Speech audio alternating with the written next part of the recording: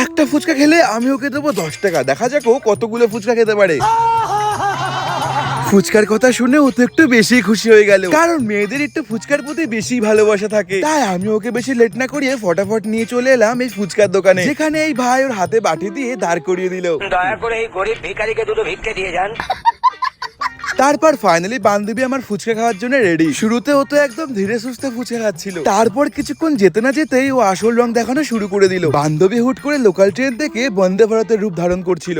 ভাই ফুচকা দিয়েই যাচ্ছে আর নন স্টপ খেয়েই যাচ্ছে। বান্ধবী আমার ফ্রিজ জিনিস বেশ ভালোই খেতে পারে। আপনার বক্তব্য থাকলে আপনি কাগজে লিখে দেবেন। আমি তো খালি এর মুখের দিকে তাকিয়ে আছি, কেউ এত স্পিডে ফুচকা কি করে খেতে পারে। আর এই ভাইও তো কিছু কম যায় না, একটার উপরে আর একটা ফুচকা চাপাচ্ছে। ভেবেই নিয়েছিলাম যে বান্ধবী আমার 50-60টা ফুচকা খেয়েই ফেলবে, কিন্তু 40টা ফুচকা ওর ট্যাঙ্কি ফুল হয়ে গেল। সো গাইস ফাইনালি কিন্তু 40টা ফুচকা খেয়েছে, সেজন্য ও পেয়ে যাচ্ছে আমার তরফ থেকে এই 400 টাকাটা।